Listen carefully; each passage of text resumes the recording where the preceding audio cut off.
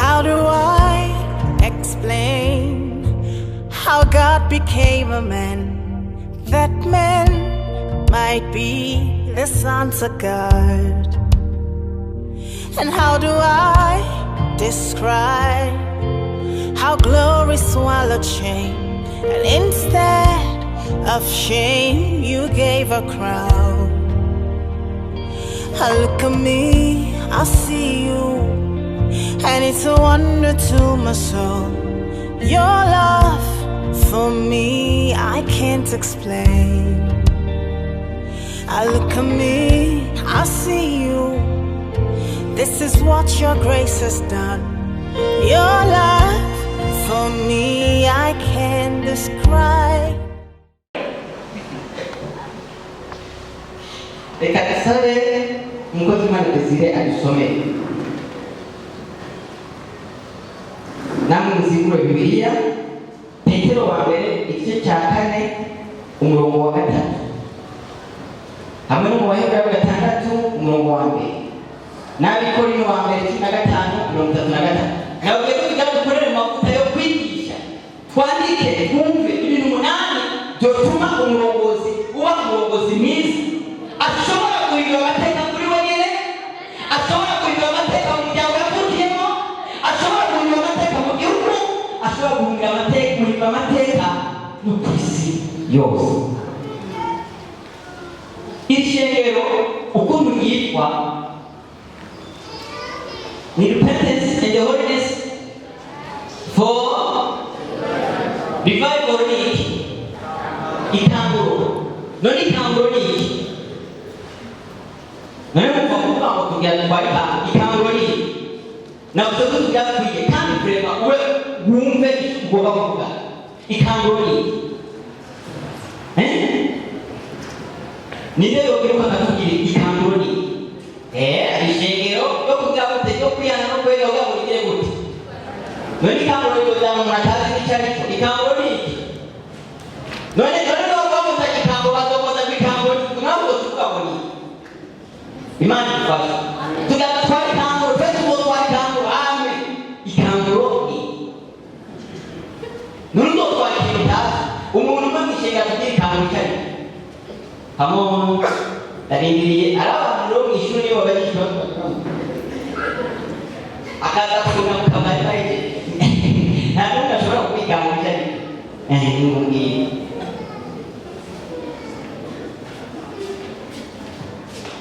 kubwiriza abantu ubutumwa bw'isi yose, kubwiriza abantu ubutumwa isi yose. Imana irezagiye kwandikira abantu neza ko kubwiriza abantu ubutumwa ku isi okirikango umurongo n'ibyo tukirikango ni oya basi nidakiri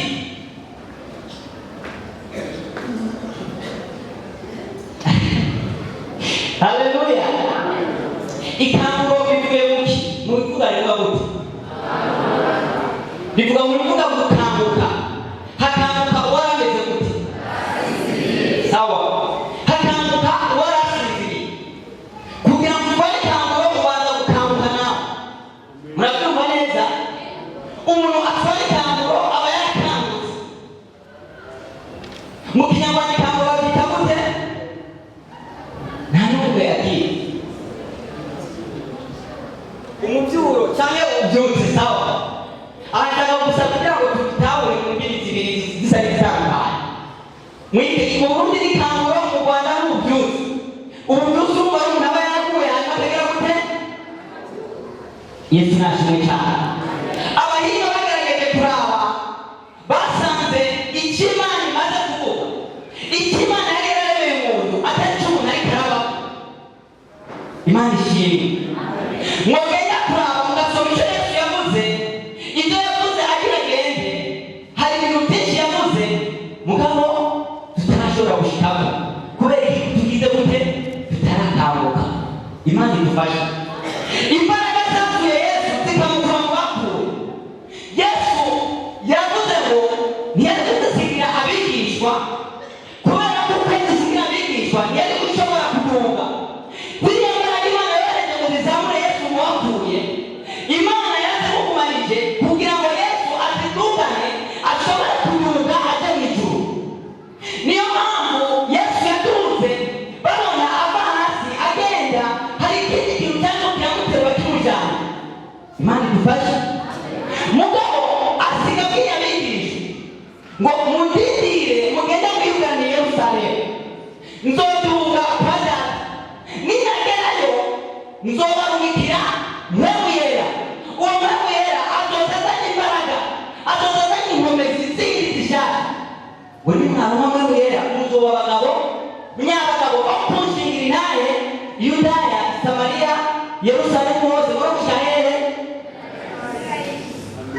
turiko turajyana.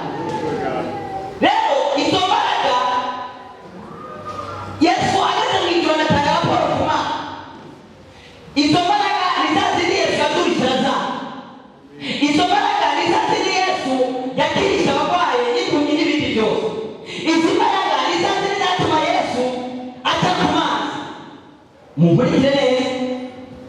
Izi mbaraga Yesu azishikanye mu ijuru.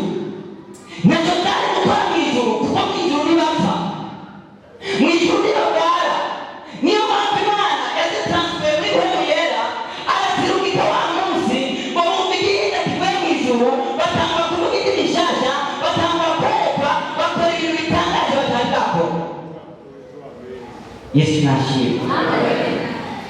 Izi mbaraga rero zirakanguka zikambukira mu bantu bari bugaranye bari ijana na 20. Yesu nashimwe. Zimaze gukanguka turabona zitangwa kugendana na ba Petero, zigendana n'intumwa zose, mwite ku Petero aho yaca ibitangaza zagenda birakoreka abantu bakira. Igikuru cyane nticyari ibitangaza kuko Imana ikiduhamagarira ntabwo ari ibitangaza, ahubwo ntidukwiriye no guhiga ibitangaza, dukwiriye guhiga gutuma muri twebwe nyine gukora ibitangaza. Yesu nashimwe. Niyo mpamvu Mose igihe yabona umuriro cyari ibitangaza, siko kubona umuriro uri kuraka mu gisaka cy'abawucana cyose igitangaza. Ariko Mose kuko yavuga ngo naho mbonye igitangaza hari ikintu kinyegeje ngomba kwegera ntarabo wese agira igitangaza ni Imana ikeneye ko twebwe twiruka mu bitangaza. Irakeneye ahubwo ko tugira nyine ibitangaza muri twebwe twebwe ahubwo tugahinduka ibitangaza. Haleluya. Umurongozi mwiza agomba kumenya yuko agomba guhinduka igitangaza kuri we no ku bandi bose. Kuvuga rero mu itanguro ni uko izo mbaraga zacu Yesu zizuka muri twebwe. Haleluya. Ariko itanguro ritangwa no kwicuza ibyaha wakoze. Yesu nashimwe cyane. Ikintu cya mbere umurongozi mwiza agomba kumenya. Umurongozi mwiza ucyari agomba kumenya icyo ari cyo. Umurongozi mwiza agomba kwimenya. Icyo ni cya mbere. Muri uku kwimenya bisigura ko birimo ibintu byinshi. Umurongozi mwiza agomba kwimenya akamenya ngo jewe ndinde. Haleluya. Umurongozi mwiza agatwara ikanguro abanza kwimenya. Muri uko kwimenya hari icyo bita guhinduka. Muri uko guhinduka hari icyo mu gifaransa ni transformation. Icyo rero uko guhinduka hari ikikuzana. Haleluya. Umurongozi mwiza agomba kumenya icyari biciye mu guhinduka. Haleluya. Ntuzotwara ikanguro mu isi ucyambara kamini ujya kwigisha Rihana nawe nyine ariko yambaye wari uzomwigisha. Umurongozi mwiza agomba kumenya icyo ari cyo. Jewe ndinde kiswije bari zukwegere urinde. Haleluya. Urinde.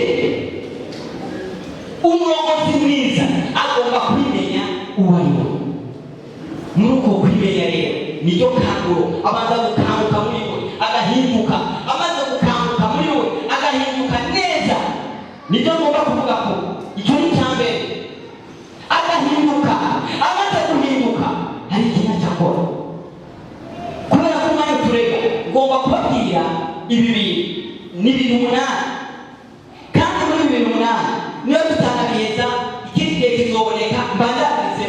Ariko cyane kimwe cyose tubitaho. Yesu nashimwe cyane. Desire nagusomera here mu Baheburayo 6 umurongo wa mbere. Turasoma izina rya Yesu. Nuko rero turengane ijyambere rya Kristo. Twigire imbere dushike ku byo gutunganywa rwose. twoye gusubira gushiraho itanguriro ryo kwihana ibikorwa by'imfagusa. Twoye gusubira gushiraho itanguriro ryo kwihana ibikorwa by'imfagusa. Haleluya. Amen. Sitarato mabona shakubize ngaho. Yesu nashimwe cyane. Twoye gusubira ngo turengane ijambere rya Kristo. Twoye kuguma dusubiramo gushiraho itanguriro rya mbere y'ibintu byo kwihana. Imana ifashe cyane. Nabyo umurongozi agomba gukora itanguriro. Ubwiwe baza kubaza kugomba kugira gute gukanguka. Uko gukanguka rero ni ukumenya icyo yagizwe mu Mana. Muri uko kwimenya harimo guhinduka, harimo transformation, harimo kumenya iyo yavuye. Ni ukuvuga ngo gusubiraho gushyira itanguriro ry'ibyo kwihanira. Ni ukuvuga ngo umurongozi nyamurongozi iyo yihanye akamenya uwo ari we, nasubira kandi nyuma gusubira muri bya bintu yakoze. Tugire gutya bwaje mbari tukwegere mu byo wihanye murabisubiramo. Umwe wese atayisura ku mutima. Umurongozi mwiza ntabwo urashyiraho itandukanye, ntabwo urashyiraho ibindi bintu uramusungusha ukamenya urumva ntacyo nzihanira. Reka ndabibariza akabazo. Murazi nk'ubu mwese za Mukaroti yabaye ikiri? Okay. Yabaye nk'iyi y'umunyasubiye inyuma arazi inyuma kangahe? Okay. Bari tukwegereye nk'iyi zo mu bidiri mu ishingiro n'izingana.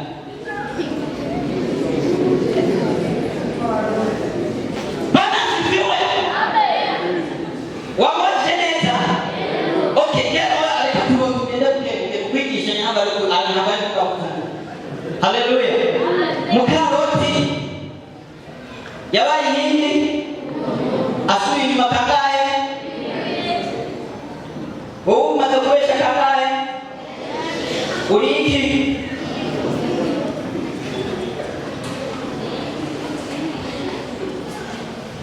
Twoye gushyiraho umurongozi mwiza.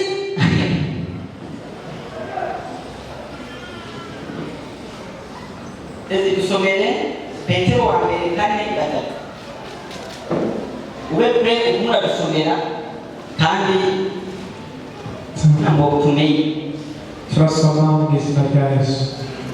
Ijambo ry'umutwe riravuga ngo iby'ukureka icyaha kuko igihe cyashize gihagije, kuko igihe cyashize gihagije gukora iby'abanyamahanga bakunda gukora. Bageze ngaho shaka wicane handi baraza ko tuba turi kamana. Kuko igihe cyashize gihagije cyo gukora iby'abanyamahanga nabo bagiye gute? Muri gukora abanyamahanga nabo ntibabikora. Kuko igihe cyashize gihagije, umurongozi mwiza agomba kumenya ko igihe cyateranye cyo gusubira inyuma gukora iby'abanyamahanga bakora. Umurongozi mwiza agomba kumenya ko igihe gihagije cyamaze kurengana cyo gusubira mu batirisha. Niba abanyamahanga batirisha, akwiriye kumenya ko niba umurongozi mwiza ko ibyo abandi bakora nabo barirenganije n'ahandi baba. Kuko igihe cyashize gihari. Niba abanyamahanga bateranya, wowe ugomba kumenya ko igihe cyagushiranye, kuko nutanabimenye nawe uri inkingi y'umuntu yibereye mu ishengero, yibereye mu ngo kandi karirimba.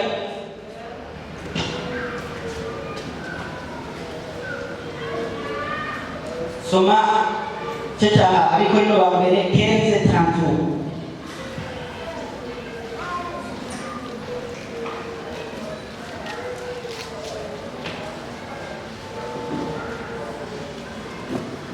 Turasoma mu izina rya Yesu. Haravuga ngo ntimuzimire kubana n'ababi konona ingeso nziza. Kugeza mwumvise iryo jambo, ntimuzimire kubana n'abadonona. Oya tugiye kuti iryo jambo mwanyumvise? Pawulo andika ngo ntimuzimire kubana n'ababi konona ingeso nziza. Abagenzi ufise wowe bameze gute? Uyu uri kw'ishure abagenzi mugenda nabo bameze gute? Umurongozi mwiza agomba kugira diferanse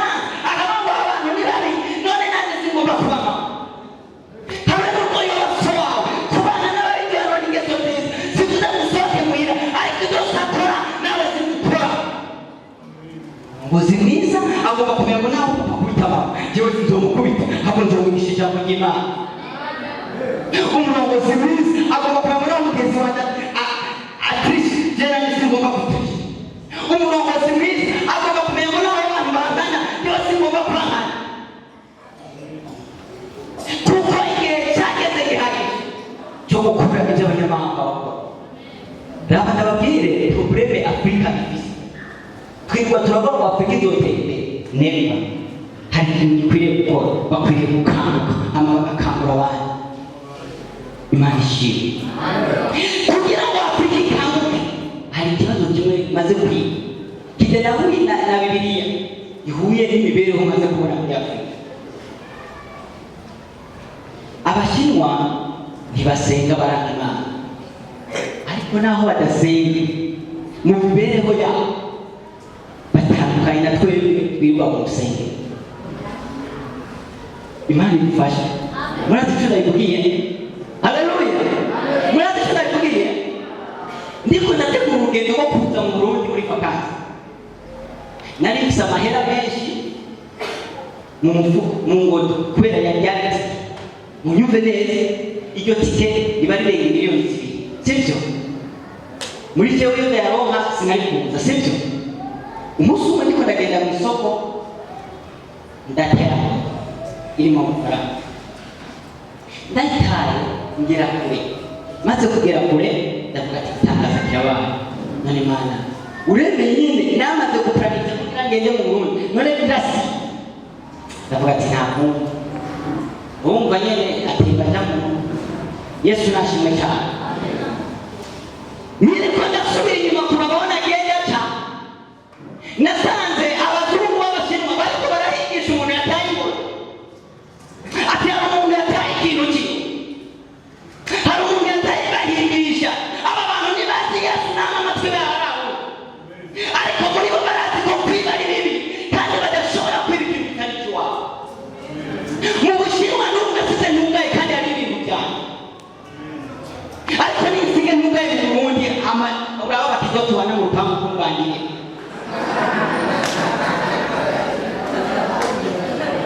Ugomba kuba abarongozi kugira ngo umurongozi impossible agakiza kuvuga ku munwa gusa ntawe gashobora kujyana mu ikambo. Umurongozi mwiza agomba kurengana ibyo abanyamahanga bakora.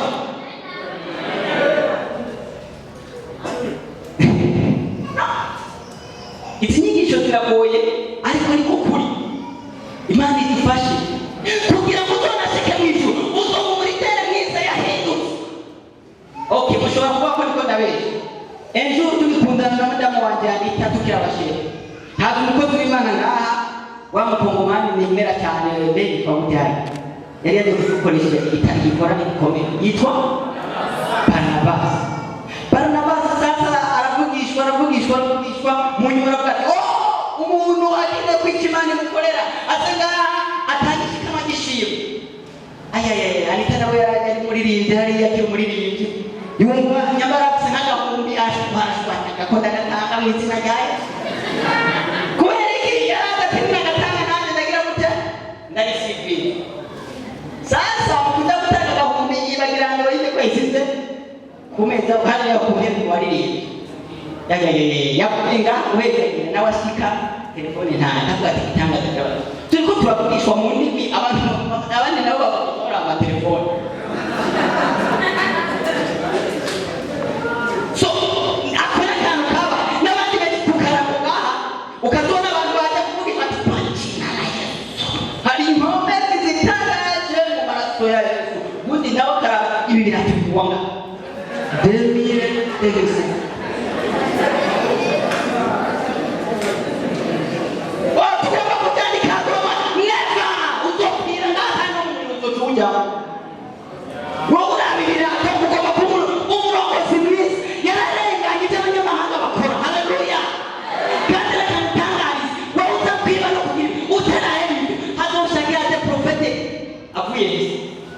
Nibizokunda kuheza kiba nevu uzokumurindiriye uzosaziraho abuke itimanya yakuze kubitarashika usigare waho mana toto usigara maso toto ntangemwe toto amen.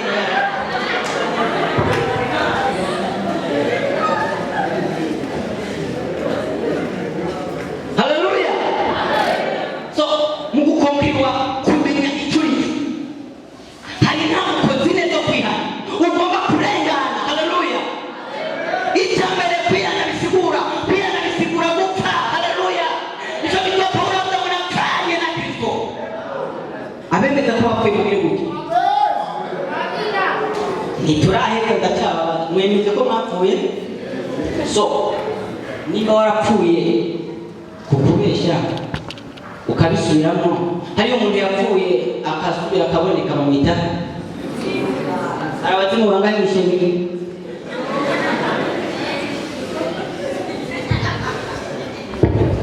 Etape ya mbere ni ugupfa. Reka mubwire ntiwibeshere, niba warihanye ntiwihane, ntiwapfuye umuzimu. Ariko Imana ntiyaje kurondera abazimu, Imana yaje kurondera abantu bapfanye ngo barembaga ku cyaha. Umuridere mwiza agomba kuba yarapfuye ariko agapfa burundu, bakaganduka mukabari tukibona. Ibaze kubona warakangutse kuri zo wakabona ikarapenda mu ibarabara, ntumusanganira uriruka. Ijuru ndi kudatubwira ryambwiye ngo ugende ubwire abakizwa bose bavuga ko bapfuye batarapfuye, ijuru babona ari imizimu iri kiragenda, kandi bakajya no kuri podium bakaririmba bakavuga ngo ubutumwa bwiza. Imana itubabarire cyane. Umva mbabaye. Etape ya kabiri yo kwihana mu Kigiriki bavuga ngo ni metanoia, changement de direction. Umuntu agahindura intumbero. So kwihana yo umuntu ariko aragenda muri repentance, ariko inzira y'uko ahindukira kuko mukaba atahindukiye yacitse nk'igihugu.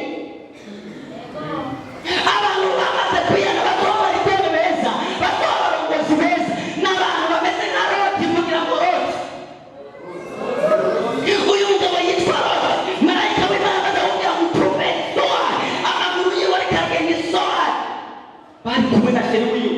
Uyu musheri wiwe hari abantu bakijijwe ariko ibitekerezo byabo bikiri inyuma. Niyo mpamvu ijambo ry'Imana ryavuze ngo ku gihe cyarenganye cyane cyo gukora iby'abanyamahanga bagira ngo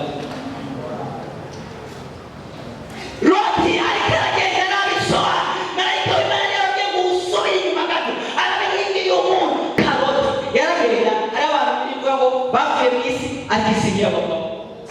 Ni ukuvuga nawe ariko aragenda, Imana yamubwiriye amahirwe. Uyu ngo nazanye Imana turadisize. Hari umukobwa twasengana ngaha yarahavuye ntagihari, yaragize icyago, yarambwiye ngo shaka naho nakiki uyu mbonye tereke agatima karamba. Naho barahari, Imana imufashe kuba mu ishengero birarutwa muri iki gihe no kuba mu bisi. Ukabisi bo urabacunga kuko uba waje kubakwanga mugabo biragoye gufunga umuntu musengana umuyanga muri mu mpemu. Naciye nibuka umugabo umwe tugeze gusengana, hirya ajya mu mpemu, twe tukajya mu mpemu tukavugisha kwa kina Yesu ndashaka rero ndasa nawe akaba yumvira ibindi kuko ari yibereye mu mubiri, agatangura akatubesha nawe kuma wagiye mu mpemu agatanga ngo rwose itarasara Nigeria.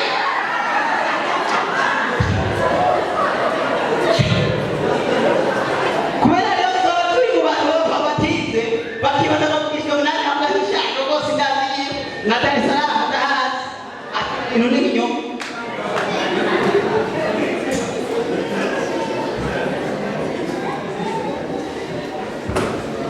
So barihanye ariko biranga yuko bagira gute umuridere mwiza iyo agiye agenda nka Loti. Naho sheri wanje yonsiga we ari abantu bazi Imana bakavuga ngo kukuriho ntacyo nzotinya, n'ibiri inyuma n'ibiri imbere n'ibingose ntacyo bigira. Newe wamugore nawe uri sheri, subira inyuma wenyine, ibyo birakuraba jewe ndakumenye.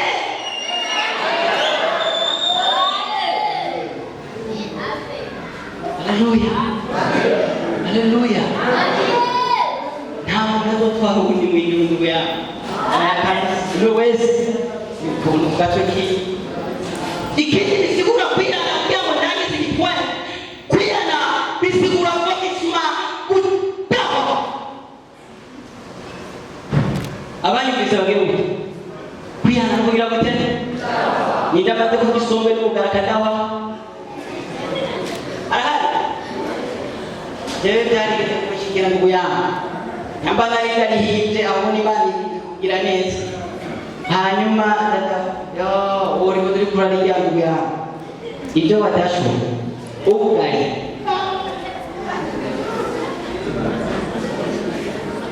wize muri lise kujya wabyita gutera jya mbere. Sasa iyo jya mbere uyibonye uriruka. Iyo ujya mbere udakubwire iyo usubiye mu byawe waraguyemo ni nk'umuntu yadaswe akongera akabiga. Wirukwegere umaze kujya mu japa ngahe bayita japa. Amen. Nyakugomba kuba umurongozi mwiza. Nyamara naho mutwenga birakaze.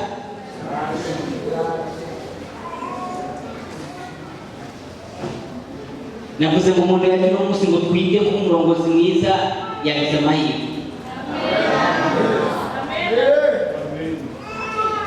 Nta makosa nyuma yo kwihana ni ugucuka. Bwira ukwegere ngo gucuka tuva ku ibere. Imana ngiye yakubona wihanye yari ikiguracutse ndugu yangu. Reka nkubwire jewe baranyoheje gushika ku myaka 3. Hanyuma nari ntunze ndavyibuka abantu bakaza baje kundaba kubera ndiko ndonka nkabona igihe ndiko ndongera abantu bose barantwinga hama nkabwira mama ngo fuka mene ngo fuka.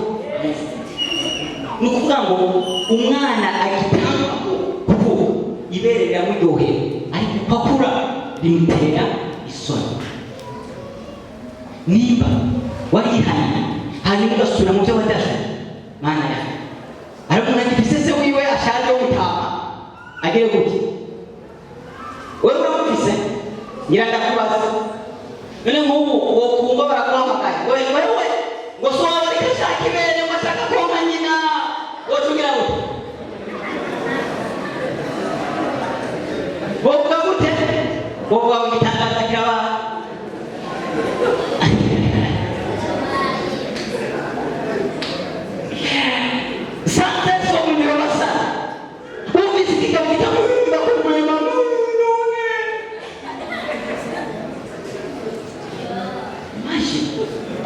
Imagine.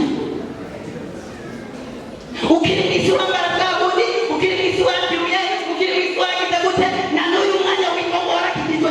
None, nitabi nigene, yurachuka, ijuri kubonye, liratangara, likabangulia, yungu longozi wani.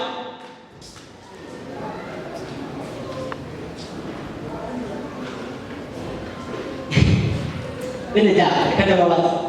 Icyo twaremewe Imana mukuturema yari ifite intego zitanu natuzangiye. Icya mbere Imana cyatumye iturema kugira ngo tuyihimbaze tuba abantu bo kuyihimbaza. Haleluya. Tuba umuntu wo bivuye mu mutima tugaragaza ishusho y'Imana muri yo. Icyo cyari icya mbere. Icya kabiri Imana kubera ndemeye muri ya mugabo nagomba ngo nzomuritere muri wo nzomumenyekanije nzohindura ikintu mu muryango. Umuntu azopfata cyamari umuryango wiwe ndagutangarije yuko n'ijuru rizokubwira ko atari icyo wari umaze kuko nta n'icyatsi gituma unavuga. Hari abantu bikize ko umuryango wawe iyo ndarindiriye tonda zombi ahubwo wowe senga Imana kumenya ngo kugira ngo umurongozi mwiza nzokorera iki umuryango wawe.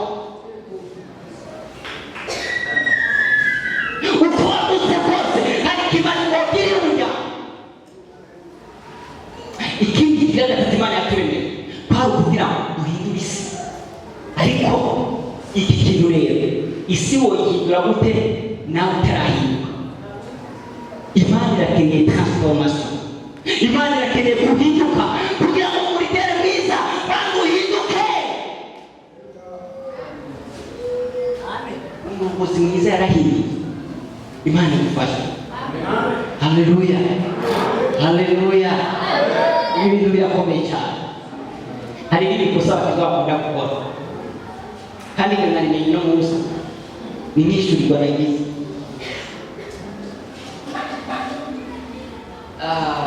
Reka ndababwire Imana yaremeye twaremewe isi ahubwo isi yaraturemewe ngo tuyibemo.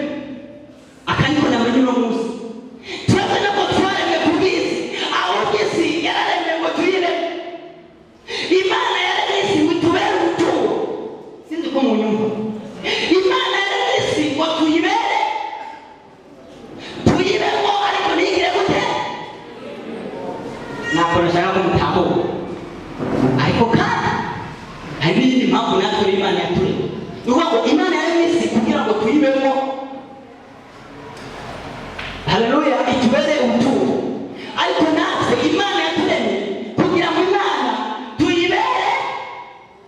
ubutumwa.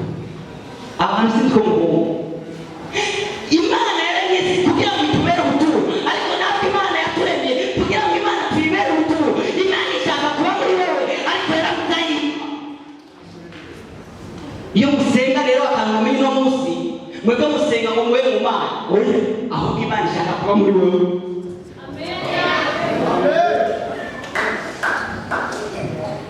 Nako mumvise Imana wewe ntugasenge kuwe mu Mana, ahubwo senga mu Mana ibe muri wowe, kuko kugira ngo umurongozi mwiza, kugira ngo igitangaza nuko Imana izokubamo. Ariko nabitangazo Yesu ariko aragenda ababazwa nuko abantu batamenye igituma Imana yabaremye. Munsi umwe ngo arashagura aravuga ngo dore ibyanya zirimo imyobo, ibintu byose birafite imyobo, ariko umwana w'umuntu yawudagiye ku musaya. Ko Yesu ntawe umuntu atahindutse, ntaba mu muzimu, ntaba umuntu asubira mu byo yadashwe, ntaba umuntu asubira kugaruka guhindukira wihindira umuntu. Raba cyane utazumurongozi mwiza, ni ukubera kuko transformation muri wowe yarabuze. Imana ikeneye ahirwa muri wowe, tuvuge ngo amen. Imana ifashe cyane umugore isinda agambere ikitegere. Haleluya. Muramaze kubona ukuntu bakiragura mwanya wose bata bijya bintu bakita kujya iseseme, nirekwe mugabo babyita iseseme. Nakijariye neva ari ikindi kintu kiri muri we, umukizwa agomba kumurindira mwiza. Nakijariye arasesemwa, abanyicariruka arasesemwa. Iyo icyerekana ko ari ikintu muri wewe, iyo transformation kidezo l'extérieur vers l'intérieur, ariko icyo kintu kikamanifesta gutuma udakora icyo abandi cyose bakora.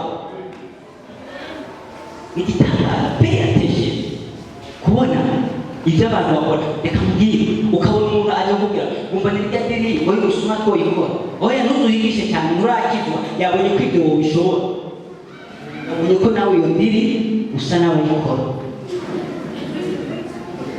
Ujye urangaye ngo ubona ko mukizwa, yabonye ko nawe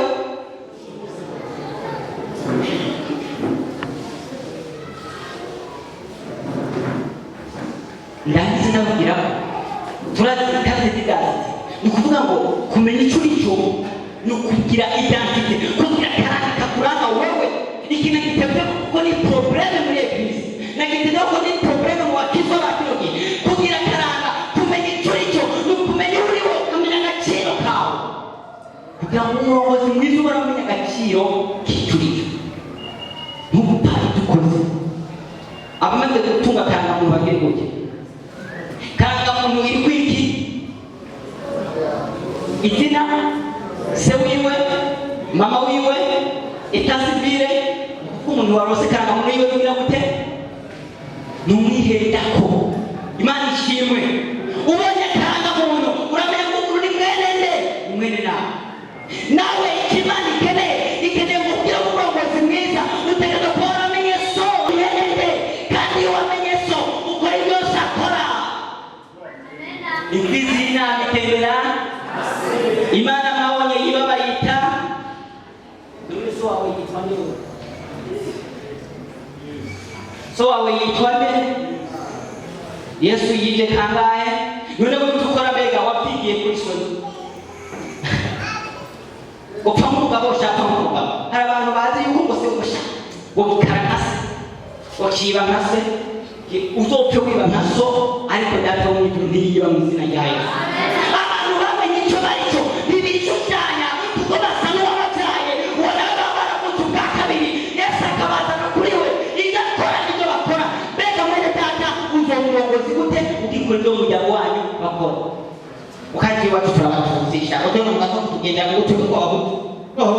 Uracyari uw'iwanyu, uzopfe nk'uw'iwanyu, uzokwigira umurindere mwiza, utarashika ku musaraba, aha amoko yose yaheze, ukagira kumba. Aho Imana ikeneye kuba umurongozi mwiza, nta macakubiri y'amoko, nta kintu na kimwe, ko bireba ngo byose amacakubiri y'amoko yahereye ku musaraba.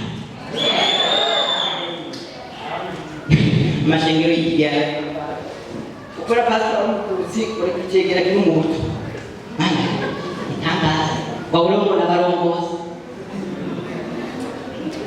nzobivuga bazoshake banga inama nkuru ya passport umwe imingano y'urubuto icegera bacaba ese turi muri constitution cyangwa muri kanisa natwe turabarongoza bakaduzanye n'amapantaro nani tubabarira umva ndabivuze narigeze no kubivuga kandi Imana iranga reka mubwire n'umurongozi mwiza emorite amenya se sinabakamumenya uko se yagiye niko n'abagenda niyo mpamvu Pawulo amaze kuba umurongozi mwiza yavuze ngo ni Abagiriki yavuze ngo ni Abatesalonika twese ngo twebwe nayo twebweho ngo iwacu ni mw'ijuru iyo dutegereje umukiza atazongera gupfa natahije umukobwa yahuze umugabo kubera yibaza yuko badahuje ubwoko n'umuhungu yahuze umugore kubera badahuje ubwoko ndamutahije mumbwire ngo ndamutahije nshuti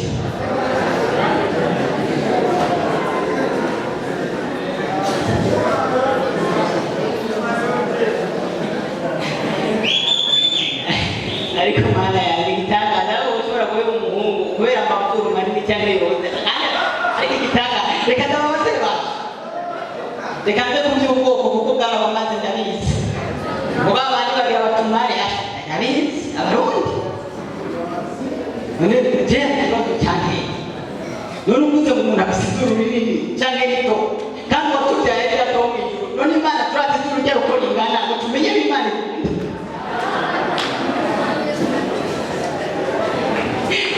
berekewe yane nibaza nasomye Bibiliya nsanga Bibiliya ivuga ngo Imana mu mpembo zayo ngo zikwira isi yose cyane iryo zuru riva muri izo mpembo mwe mwibaza ko ringana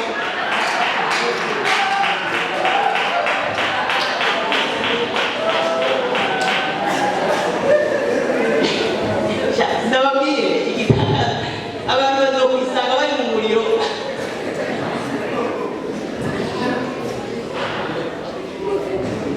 ndiko ndashaka ko mumenya kugira ngo umurongozi mwiza ubanza kuba uzi icuri cyo gitandukanye n'icyo wavukanye icuri cyo gitandukanye n'icyo wabayemo icuri cyo gitandukanye n'icyo umuryango wanjye uno munsi ndabatahije ndababwira yuko ngo Yesu yavuze ngo tuvuka n'abandi bazi haleluya abantu bishima mu gihugu wacu ushaka ko iwacu webonwa iwanyu he je iwacu n'ubwituru abanyegereje ko tubezova ndabutahije ikibazo igituma tudatera imitwe gutera imbere wanyuriwaho wotera imbere gute ntibushobora gutera imbere ndagutahije n'abo bantu tuzoze tunahinya yendo kugira ngo ndagutahije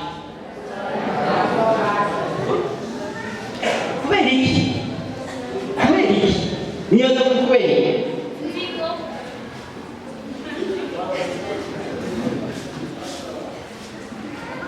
Bibiliya ivuga ngo turi umunyu ni namaze kurya umukubi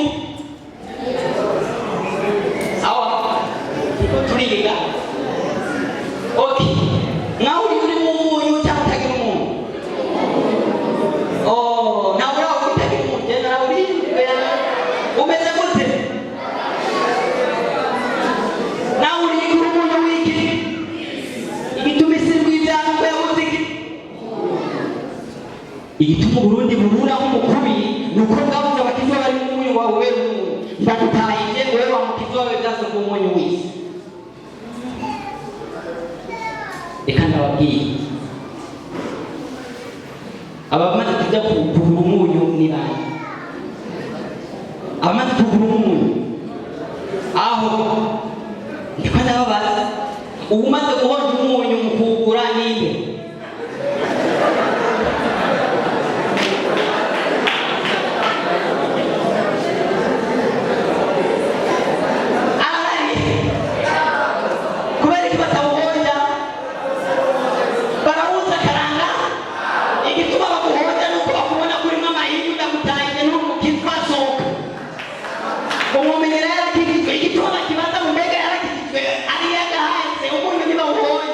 wewe ni umunyu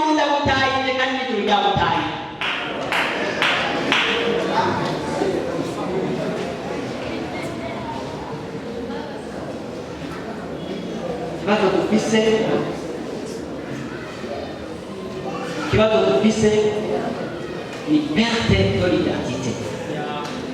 Twarataye icyo turi cyo. Uno munsi dushaka kuba nka abaririmbi, uririmba nka quel est ton modèle wawe ni bari kukwegereye mu modèle wawe ni Imana yo mama mutangadazi ndazafise kuiwe ndugu ya nazo nakumukiriza hapo afise kuiwe nawe ufise wawe tureke kuba nka ahubwo tube abimanisha kakutuba icyatumye icyakiza mu isi nuko Satani yabeshe ko nimwambire ko nimwagika icyama muzoba nka icyaha gihari mu isi nukuhiga kuba nka ariko ikiringo kinshishe kiko ndaza kuvuga ubutumwa ndavuga kirambamye cyariko kivuga kuri radio ivyizigiro oya waje kwa Yesu wacu ni superstar.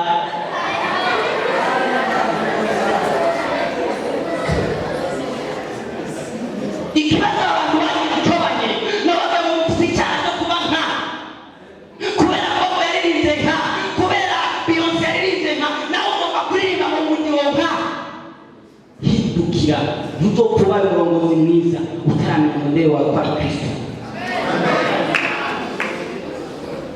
Ni bande bashaka kuba abayobozi beza ngira ukwegereye ubigusaba kumenya icyo uri cyo ugahinduka.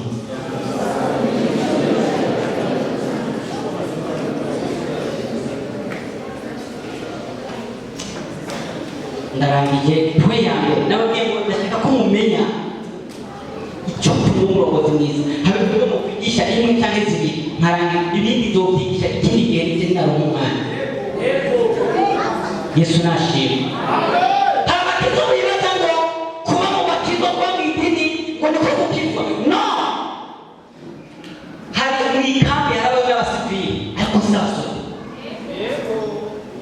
Nukuri abasivili naje nabaye mw'ikambi twahuriye none naciyemo umusoro no kurasa sinzi kanya kanaho gatumbere wowe kambi no kukibazo. Kuba mw'ikambi ibisugwa kukiza umusoro ntimukaze mwirebe.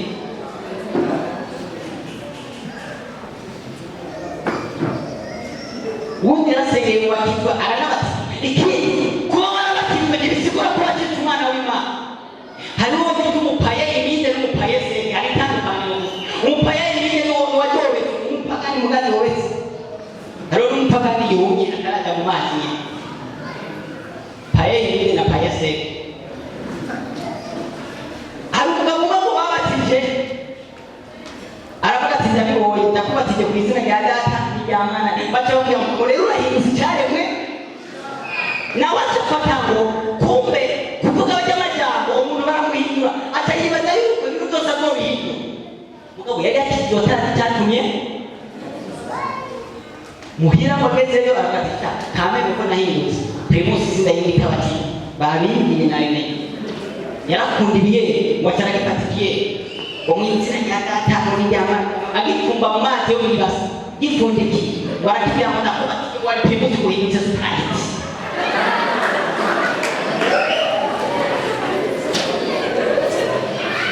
Cyarahindutse kwitwa umukizwa ntibisigura ko wahindutse. Imana no munsi yamuyaga kugira ngo hinduka kugira umurongozi mwiza. Twe ya mbere turayirambye muvuge ngo amen.